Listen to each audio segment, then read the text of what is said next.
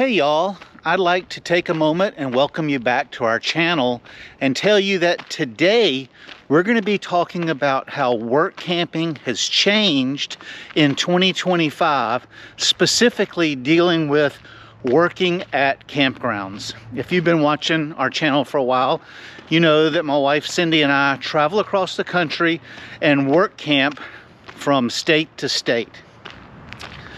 So we have noticed through jobs we have taken, jobs we've applied for, and jobs that we've seen listed online that more and more owners are seeking compensation for their site. Now, during the heyday of work camping when we got started, when the whole country was locked down, and I think you know what I'm talking about. It used to be that the campgrounds were so full, getting so much traffic, and needed so much help that it was nothing to find a campground that would hire you, pay you for all your hours paid, give you a free site, pay you your cable bill, your power bill, your water bill, anything. You could live for $0 and get paid for all your hours. Well, travel has slowed down a lot since the lockdowns, and the opportunity for those type jobs is not as prevalent as it was. Now, I am not saying that you can't still find a work camping job that offers you all expenses paid while you stay at their campground and a good wage for every hour worked. They're still out there. They're very competitive. But what we are seeing more and more of, employers, campground owners, especially the corporate parks, are wanting you to have some skin in the game for your site. Now, what do I mean? So, as y'all have watched our videos, we used to work for corporate KOA. This past year, KOA has increased what they charge you for your site. It's still not a bad deal, but they went up to $200 a month. Comes directly out of your check. You're taxed on that money, the way I understand it, because they pay you for all your hours. They take your rent out on every pay period. So if it's $200 a month, you get paid every 2 weeks. Most months it's costing you $100 for your paycheck. Now, they do allow you to split it up if you're a couple between spouses. So where I would get 50 out of my checks, my wife would get 50 out of her check, and so on. Or like our campground that we work for right now. We manage a campground in South Carolina, and they require a couple to work 15 hours a week for their site. And then they're paid for all hours worked after that. So what it comes out for, if you work an 8-hour day on Monday, you get a half hour for lunch. So you work 7.5 hours. And that comes out to your half of the 15 hours. So basically, you're working the first day of every week for free or for lodging, and then the rest of the hours you work, you get paid for. And I'll give you an example. Even as a manager of this park, we do get the additional perk right now of not having to pay any hours for our site. And we are paid basically a salary based on 40 hours a week. But the pay is not as much as it used to be. We make as much or just a smidge less than we did when we were assistant managers of a park 2.5 years ago. The owners of these campgrounds are finding that they don't have to pay as much because there's more competition for the jobs, I guess, and because it seems like everybody's dialed back their compensation for work camping. because as you can see, our park's only 54% full. During the lockdowns, a park this size would be 80 or 90% full. So almost all campgrounds now that I've seen are charging some hours. Some of them are 5 hours a week, some are 20 hours a week. I just hired a work camping couple to come in April, and they're working a park in Georgia, and they don't get paid for any hours, but they have to work 20 hours a week for their site, and that's all they do. All their work campers are done that way. Nobody makes a wage, and so you may have 10 work campers there all working 20 hours a week for their site, where we have 5 work campers here working more. Now, we are also seeing that the campgrounds that are offering wages are not offering as many hours. During the lockdowns, we worked primarily in Texas,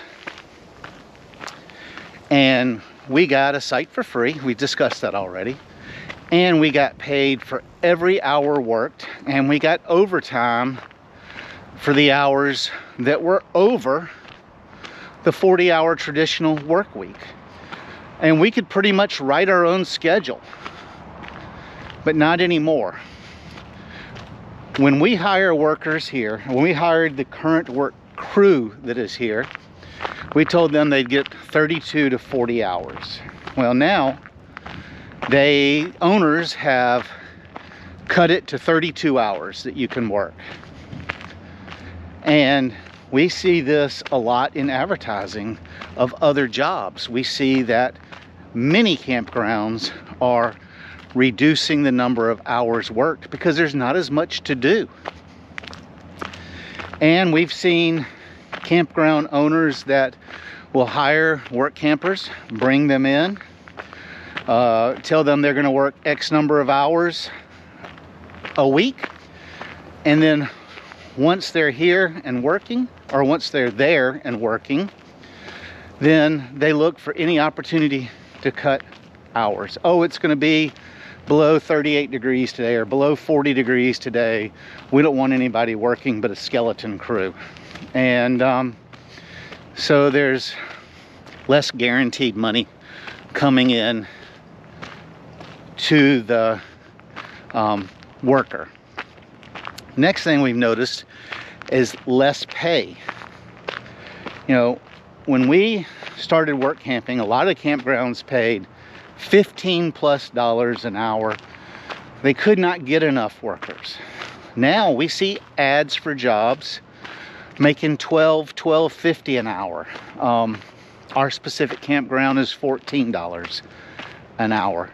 So you're having to work for your site, getting less guaranteed hours at a lower pay. So there's less opportunity to make a living wage while working. Is this going to change what Cindy and I do on the road? No. Cindy and I love work camping.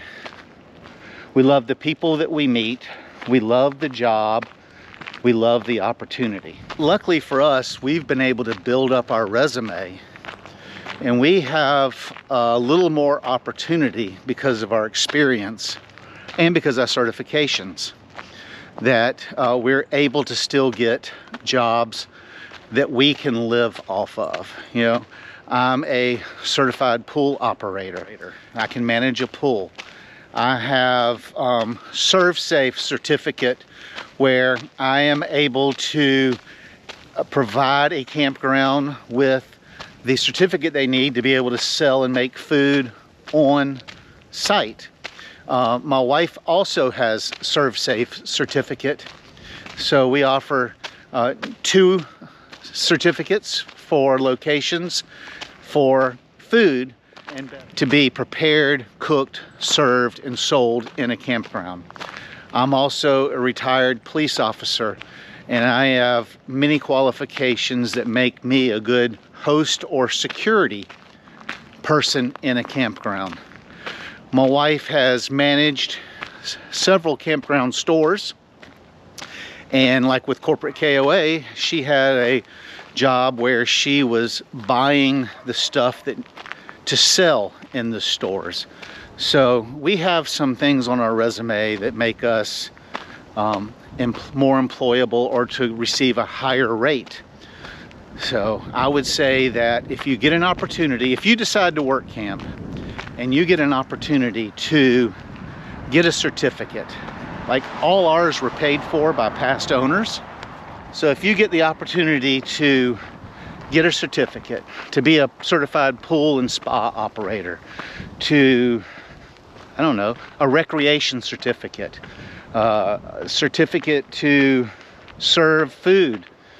And those certificates are usually good for 3 to 5 years, depending on where you get them. And the neat thing about them is a lot of these are nationwide recognized.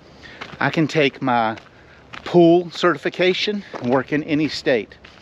Now, I do have certificates from Texas to operate a propane filling station. That is not transferable to any other state. However, it shows that I have the skill. And like here in South Carolina, our campground owner has the certificate for the fill station. By hiring us, he knows that I'm already know how to work it, so there's less training involved. So, are there still good opportunities out there to work camp? Yes. You just need to be more careful and make sure that you read reviews about campgrounds to see what kind of owner you're going to work for, to make sure you can make a livable wage. Until next time, we hope to see you down the road.